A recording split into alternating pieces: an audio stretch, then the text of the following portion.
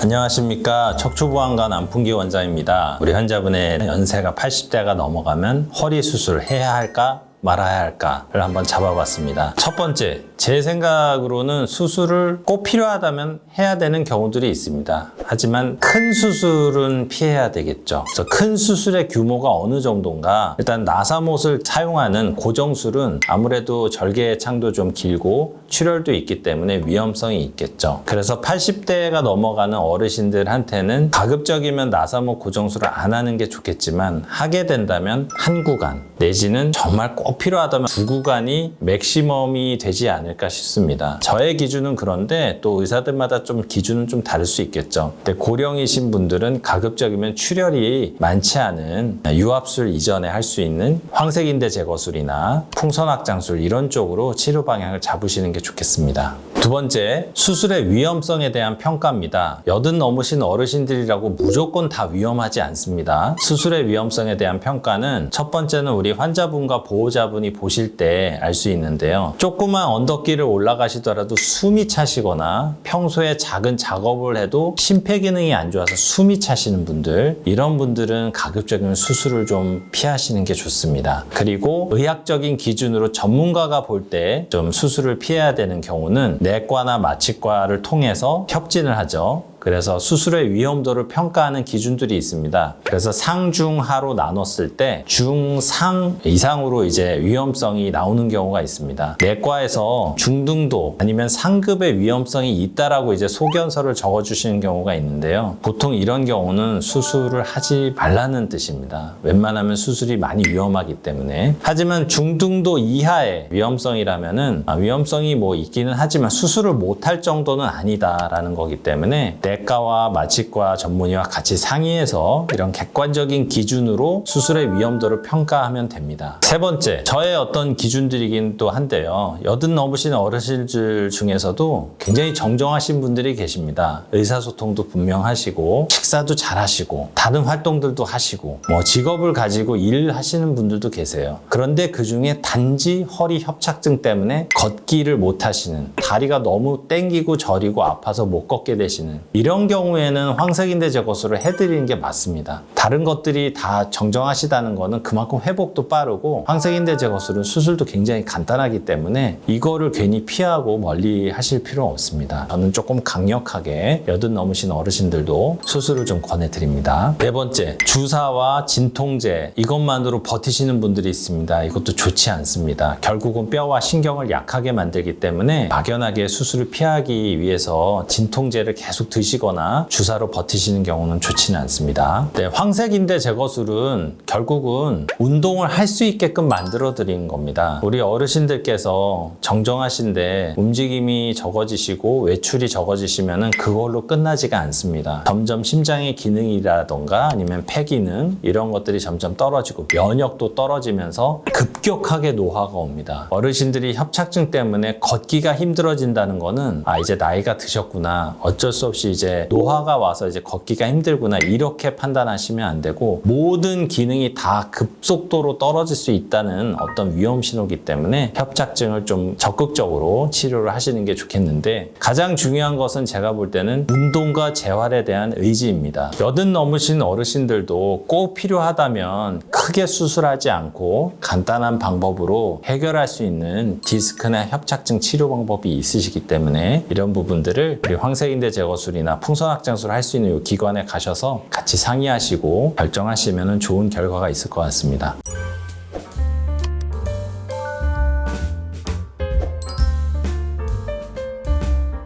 네, 오늘은 나이대별로 조금 운동을 시작하는 시기가 좀 다르긴 한데 범위를 많이 좁혀서 40대에 골프를 시작하는 환자분들을 위한, 특히 뭐 골프라는 운동이 한쪽 방향으로 스윙을 크게 하는 운동이다 보니까 허리에는 항상 조금 조심을 해야 될 부분들이 있습니다. 첫 번째, 연습 시간을 1시간 넘지 마십시오. 많이 집중하다 보시면 연습을 너무 이제 과하게 하시게 되거든요. 연습을 너무 오래 하시면 하시거나 무리하시는 거는 좋지 않습니다. 정말 짧게는 한 30분 정도로 나눠서 하루에 30분씩 스윙 연습을 한다거나 아침에 30분, 저녁에 30분 오히려 이렇게 하시고 1시간 이상 넘어가는 스윙 연습은 좀 피하시는 게 좋습니다. 두 번째, 롱기를 내려놓으십시오. 롱기가 이제 뭔지 아시죠? 멀리 치는 거. 글쎄요, 뭐 선수들은 스윙이 잡혀 있고 또 어느 정도 숙달이 되신 분들은 안전하게 치시지만 처음 배우시는 분들은 무리하게 치다가는 이 코어에만 힘을 줘서 스윙이 돼야 되는데 다른 어깨나 팔 그러면서 스윙이 과하게 된다거나 할 때 허리 디스크가 갑자기 더 악화가 되는 경우들이 있습니다. 그래서 멀리 치시는 거를 포기하라는 표현보다는 내려놓으시고 재밌게 좀 이제 침착하게 재밌게 치시길 바라고 너무 과한 욕심으로 치는 것은 좀 피하시기를 바랍니다. 세 번째, 코어 운동이 항상 유지가 돼야 됩니다. 스윙 연습만 하시면 절대 안 되고요. 코어가 강화가 돼야 됩니다. 제일 안 좋은 게 수술이나 시술 이후에 처음에는 코어 운동을 열심히 하시다가 이제 예전에 하시던 이제 골프를 하시면서 골프가 너무 재밌으니까 코어 운동은 점점 소홀히 하다가 나중에는 골프만 치시고 플랭크라던가 코어를 잡아주는 운동을 아예 안 하시는 이렇게 되다가 결국 또 재발이 돼서 오시는 분들을 종종 보게 됩니다. 그래서 항상 코어 운동을 꾸준히 하시면서 골프도 즐기시면서 이런 쪽으로 가시기 바랍니다. 네 번째, 캐디님께서 같이 스트레칭을 하자고 하실 때 다른 스윙 연습을 하시거나 스트레칭을 잘 안 하시는 분들이 계시죠. 엄격히 스트레칭은 부상을 막고자 하기 때문에 하는 겁니다. 그래서 운동 시작 전에 반드시 허리와 어깨, 무릎 이런 쪽에 스트레칭을 충분히 하시고 운동을 시작하시고 끝날 때도 가볍게 좀 풀어주시는 게 좋습니다. 다섯 번째, 가장 중요한 부분이죠. 끝나고 나서 가볍게 식사를 하시면서 가볍게 반주를 하시는 분들이 많습니다. 좋습니다. 뭐 가벼운 반주는 괜찮은데 끝나고 나서 또 술을 너무 과하게 드시게 되면 몸 안에 수분이 많이 빠져나가서 척추 관절이나 허리 디스크, 근육의 건강에 굉장히 해롭습니다. 가끔 이제 골프장 가면은 운동 시작 전에 소주 한 반병 정도씩 아예 시작 전부터 그걸 드시고 이제 시작하시는 경우들도 많이 보는데요. 그것도 당연히 좋지 않습니다. 그런 부분들은 조금 피해 주시고 즐거운 스포츠로, 안전한 스포츠로 골프를 즐기셨으면 좋겠습니다.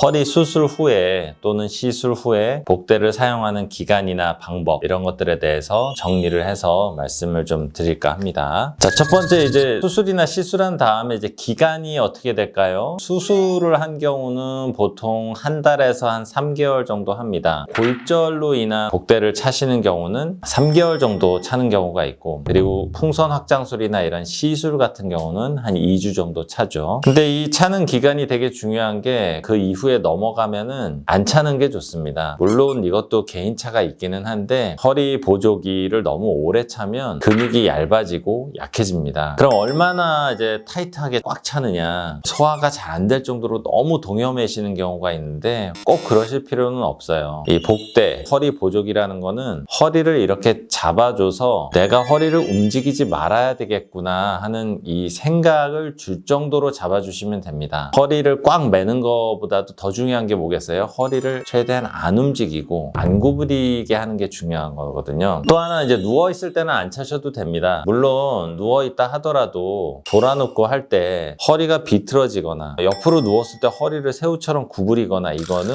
안 되겠죠. 허리를 올곧게 핀 상태로 누워있을 때는 옆으로 누우셔도 괜찮아요. 근데 한 번을 앉더라도 복대를 하셔야 돼요. 수술은 좀 그렇고요. 시술 같은 경우는 조금 여유는 있죠. 수술은 조금 더 조심할 필요가 있기 때문에 누워서 복대를 차고 앉으시는 게 좋습니다. 저희 척추 수술 시술 이후에 차는 거는 복대라는 표현은 안 쓰고요. 허리 보조기라는 표현을 씁니다. 바가 들어간 하드한 조금 더 단단한 게 좀 들어가야 돼요. 가끔 우리 환자분들께서 수술 이후에 본인께서 쓰시던 복대를 갖고 오셔서 이거를 좀 사용하면 안 되겠냐 이렇게 얘기하시는 경우가 있는데 원칙적으로는 허리 수술 시술 이후에는 허리 보조기를 차셔야 의미가 있어요. 보조기를 사용하는 방법이나 그 기간과 관련해서 또 조금 디테일하게 궁금하신 거 있으시면 댓글 남겨주시면 제가 또 답을 또 드릴 테니까 연락 주시고요. 지금까지 척추보안관 안풍기 원장이었습니다. 감사합니다.